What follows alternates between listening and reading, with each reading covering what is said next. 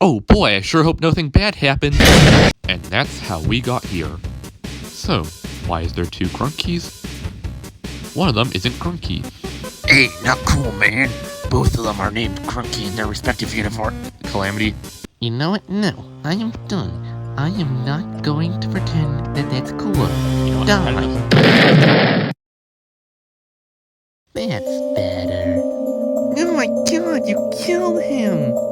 Oh no, I didn't realize. Of course I killed him.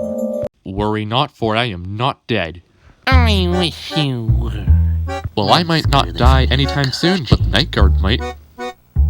Wait, what? Alright, anyone remember that, Five Nights at Grunkies thing? Yeah, that's happening now.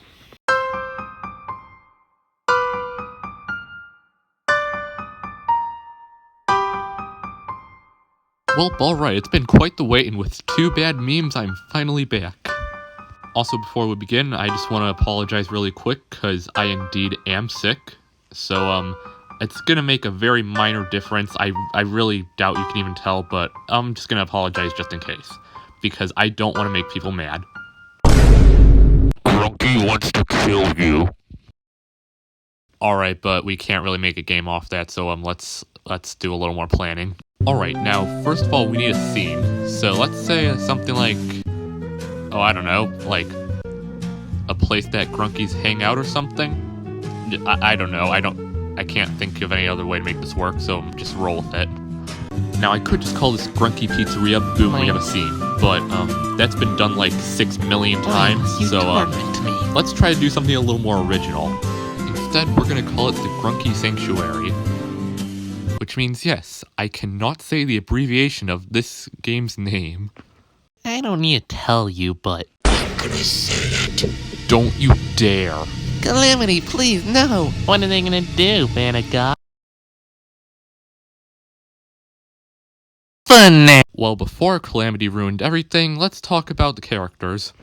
Who are you people? Now, before we get head deep into the characters, let's talk about how the jump scares are going to work, since that's basically the whole point of the game. Now, you might have noticed the custom jump scare sound, and I made that using a clip from I Did a Thing, where he shows a screaming teapot, and then I just edited it a little bit.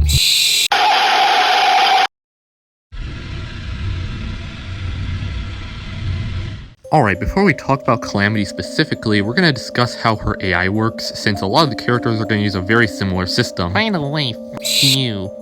If you have ever watched a video on how FNAF 1's AI works, it's going to be a very similar premise. Basically, all the characters are going to have an AI level, and then they're going to roll a dice, and basically, if that value is equal to or less than their AI value, then they will move. For our purposes, we're going to go from 1 to 20 when we roll our dice, meaning that if their AI is 0, they will never move, and if it's 20, they will always move. This is really a massive generalization, as every character is going to have some unique quirk of their AI, but this is the basic premise, and we'll explain more as we go along. With that out of the way, back to Calamity. On the first night, her AI level is 0, meaning that she won't move unless you end up aggroing her. So how can you make her aggressive?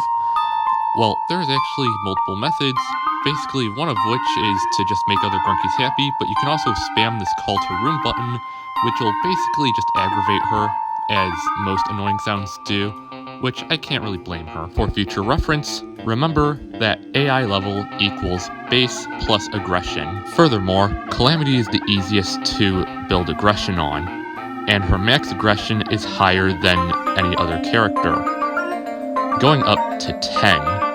Which means that if her AI level is already 10, you could actually max out her AI level if you annoy her enough. Alright, enough boring equations and variables, let's get into them juicy mechanics. First, let's talk about the various states she can be in. There is passive, idle, and aggressive. The simplest of the states is probably passive, she literally does nothing. Idle is where things get a little more interesting, because for every failed movement opportunity, she'll gain 1 aggression. So basically, every time she fails to go to another state, usually aggressive, she'll basically gain 1 more aggression, meaning that the next time she has an opportunity to move, she'll be more likely to. Additionally, just to make your life absolutely terrible, this aggression stays for the rest of the night. As for her aggression state, this is where things completely change. She'll start moving, she'll teleport, and she'll try to kill you. The way she'll enter this state is whenever she's passive or idle, she will do a movement opportunity, and if it succeeds, she'll become aggressive. If it fails, she'll either do nothing or gain aggression. So once she enters her aggression state, she'll roll a dice again, and if it succeeds, she'll proceed to do one of the various actions she can do while she's aggressive. Those being moving, teleporting. I already told you this, you don't need to hear it again. Do note that this second roll failing will not take her out of her aggression state, and she'll just do nothing.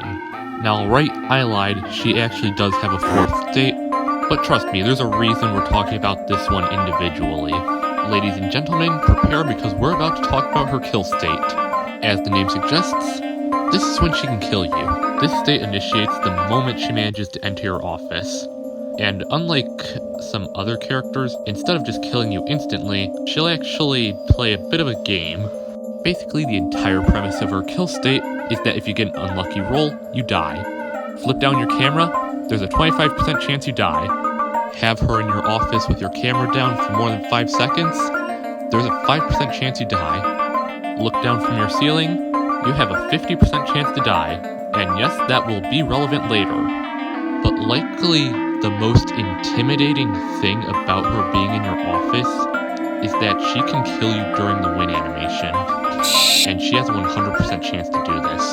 Now I know that sounds awful, but all this only happens if she gets in your office, and that it is indeed possible to get her out. Remember that call room button? Nah, of course you don't. I see you with your Subway Surfers and your Family Guy. Get that out of here. You're looking at this. You better be paying attention because this is important. Basically, despite what every piece of media will tell you, we're going to press the big red button and we'll have a 50% chance to have her leave our office. But if we get the other 50%, you can probably guess what happens. Now, alright, I should probably explain why we go through all this. Basically, it's just scarier when you don't know when you're going to die. And seeing as Calamity is the kind of character who would want you to suffer, I think it's really fitting that these qualities are put into her than any other character. Now, I kind of want this to end with the music, so I'd like to take this time to ask you to say, oh, nope, it's ending. Alright, I know that was a lot to take in for one character, but I promise the rest are going to be a lot simpler. For example, let's start with probably the simplest of them all, Grunky herself. Her mechanic is insanely simple. She'll only attack you if she has aggression. There is 3 ways to build rage with her. 1, spamming her call to room, tasing Grunkies, or worst of all, tasing her. Hey, I'm editing here. I forgot a really important detail that she actually gains aggression if you give other Grunkies aggression. Yeah, very important detail that's going to become insanely important later. But yeah, just thought I'd pop in and say that. Okay, back to the thing. Generally, she'll just roam around the sanctuary, and that's about it. When she enters her kill state, she just kills you. Very simple, and will rarely kill you. Don't forget about this though, it's going to be important later. Well, that about concludes the somewhat normal characters. Now we're getting to the much more gimmicky side of things. When it comes to gimmicky characters, Neo is probably the least gimmicky of them all, so let's get her out of the way.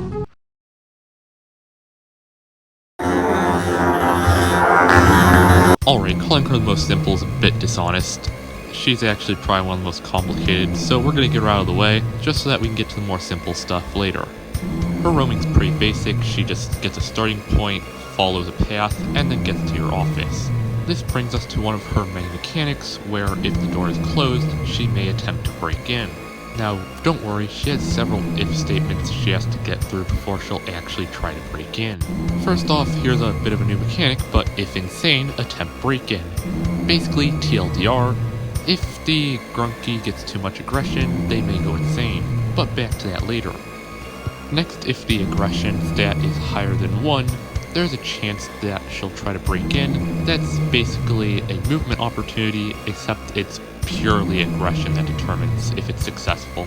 And if both of these checks fail, she just moves back to her room, defeated. Now I could go far more in depth with these next mechanics, but we'll be here for hours, so I'm just going to give you the TLDR of all of them. Hiding from calamity, reduced aggression loss, standing in her room and contemplating life, will not move if the camera is on her.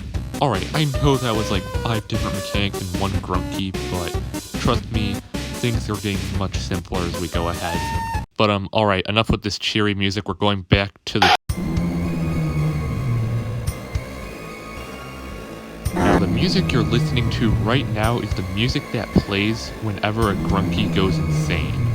Insanity occurs due to a mechanic where aggression can go over its cap, but it will drain back to the cap over time. But if it ends up reaching to be 5 over the cap, the grunky will go insane. When insane, movement opportunities are a 100% guarantee, and certain abilities will either occur more often or guaranteed as well.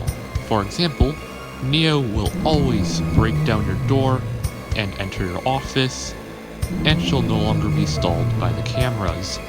And while we wait for this music to end, I might as well remind you that you should darn it. Alright, now we're gonna get to probably the most friendly character of the night, Dryad. The only way you can actually die to her is if she's insane, and that's literally it. Don't think this doesn't mean she won't get you killed though, because if she has any aggression at all, she's gonna make your night terrible. But you shouldn't need to worry about this. As long as you don't do anything morally questionable, that is. Trust me, when you upset her, she lets you know. But let's start out with what happens when you don't upset her. Plant. Basically, if she has 0 aggression, you'll get a plant in your room, which will actually decrease the aggression of all the grunkies in the sanctuary by 1. Do note, however, this does not affect their base AI. If they have no aggression, it has no effect on them. You can also push the flower off your desk, but why would you do that? You lose the benefits and she gains 1 aggression. Do you want to die?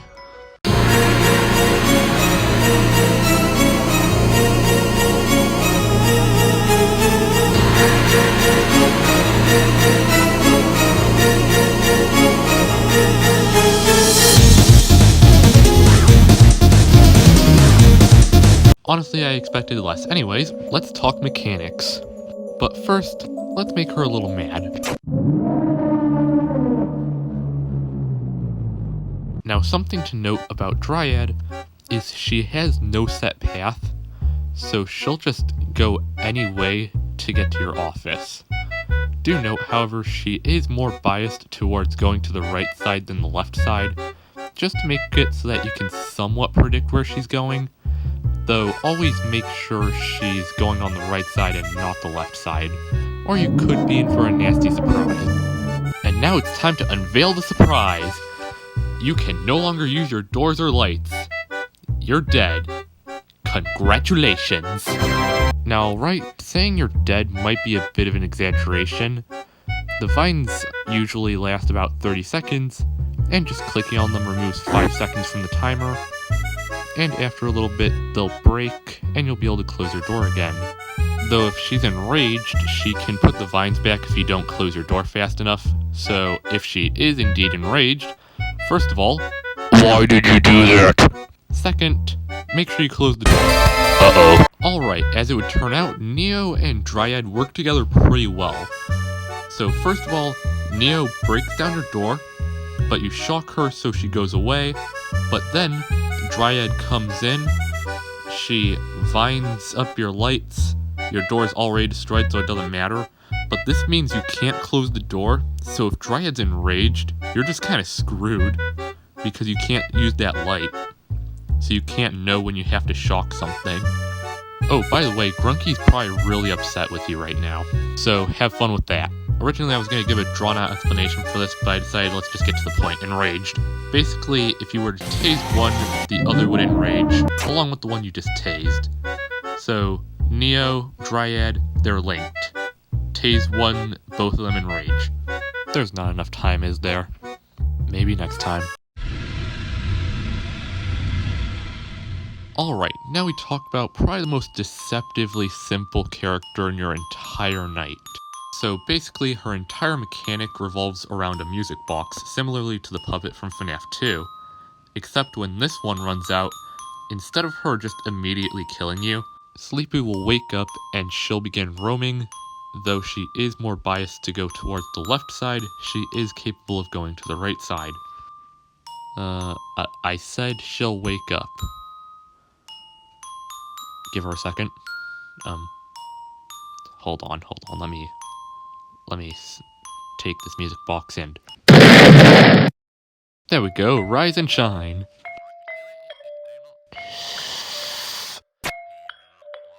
Alright, well, things are looking about as awake as they're ever gonna be, so let's get going. So first, let's go a little more in depth with the music box. The music box on the first night is going to last for 30 seconds, which will get progressively shorter as the nights go on, due to the music box having direct links to her AI level. The formula goes as follows: 60 seconds divided by AI level. It's that simple, and yet it makes for a very, very unforgiving timer in some cases.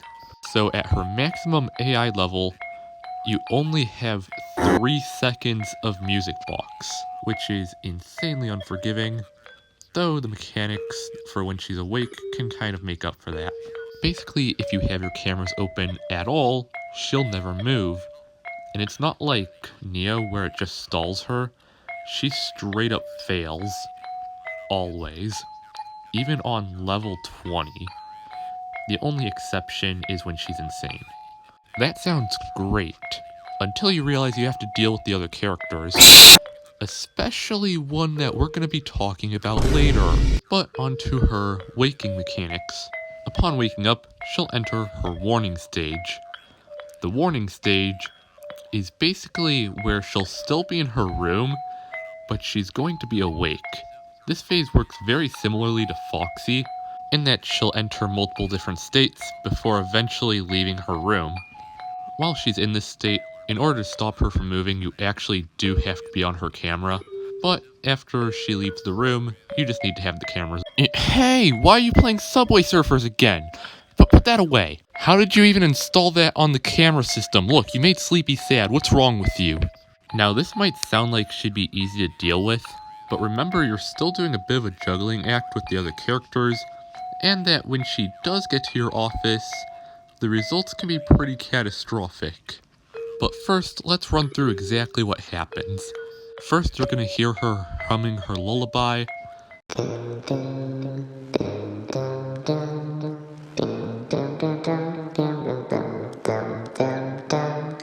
And she'll do this from 10 to 30 seconds, before eventually your eyes close, and now you're sleeping. You might just think to close your door, but unfortunately for you, this is not going to work, because the windows exist, and as long as she has a direct line of sight on you, she's going to be putting you to sleep.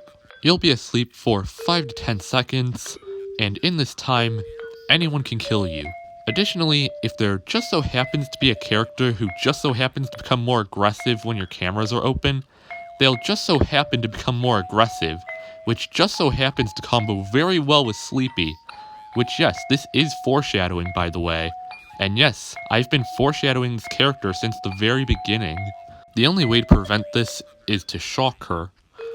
And tasing her is generally not the best idea, since now she's enraged, and you're also making Grunky even more mad at you. The only noteworthy things about her enraged state is that she never goes back to sleep, and she'll just instantly put you to sleep without ever humming her lullaby. So yeah, just don't upset the British, you're not the 13 original colonies. There's still music left. I have a chance. Alright, I cannot mess this up. This is my time. You should stop!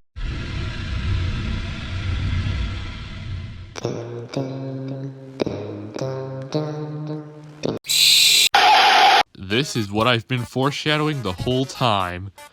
Meet Hive. Out of every character in your night, this is the one you're going to have to monitor the most, in order to be sure that you don't meet a premature fate.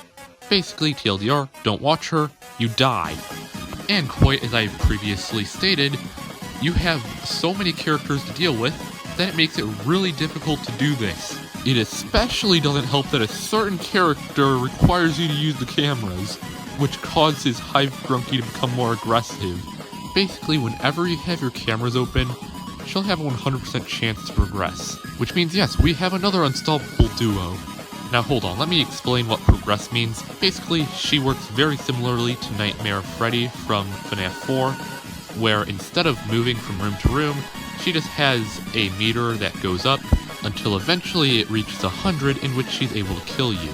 The basic premise is, as her AI level goes up, she's more likely to add progress to the meter, and more progress gets added each time, depending on the AI level. The only ways to ward her off is to look up, which will stop her from moving, or to tase her, which, as we've gone over many times, is generally a last resort. To know just how much danger you're in, make sure you look up at the ceiling every once in a while. If there's one pair of eyes, that means there's generally very low danger. She's around 20 points. If there's two pairs of eyes, that's when you want to pay attention, because she's around 50 points. And if she gets to 3 pairs of eyes, that's when you might want to consider tasing, because she's around 90 points and ready to kill. When she succeeds a movement opportunity at 100 points, she'll enter her kill state. In the kill state, she'll kill you if you either look up, put down your camera, wake up, or wait 30 seconds. Let's not forget that enraged state though. When she's enraged, instead of waiting 30 seconds, she'll just instantly kill you in the kill state. Not much really changes when she enrages, but there is a second enraged state, which I'm going to talk about more in depth with the second character, but basically all you need to know about it is that the Hive no longer fears you, and if you look up, they will not stop moving. But in general, as long as you do well, you shouldn't need to worry about it. Did you really think we were done with Hive? No, the Hive never rests, and neither does this character. The thing that distinguishes Dinkley from the rest of the Hive is that she is not in the Hive. Basically, she gets her own room, because Hive Grunky was actually a little bit scared of you, and she cares about this one in particular a little more than the rest, apparently, and so she decided that she might as well put her in her own room in order to ensure her safety. And should you hurt her, Hive Grunky is going to be very much unhappy with you and put you through a very particularly awful time. But as long as you close your doors, you should be fine. Making the mother of all omelets your door. Can't spread over every egg. Alright, well that could be an issue, but as long as that doesn't happen, you're gonna be just fine. But for the sake of just informing, here's what happens if she does get in your room somehow. First off, the Hive's not gonna like that. Basically, whenever Dinkley is in your office, the Hive becomes twice as aggressive. This is because they're simply trying to protect her, because they believe you to be dangerous. Now, if you're a smart human being, you're not gonna tase her. But what if you did? Yeah, so the whole Hive hates you now. Nice. Well, would you look at that. You now have expert knowledge on everyone who resides within the Grunky Sanctuary. With this knowledge, you will be able to manage several things, such as appliances, power, and general happiness. If that sounds confusing, don't worry. I am not at all qualified to give you any advice on this matter, but it's so easy to learn that even a 2-year-old could do it. Good luck.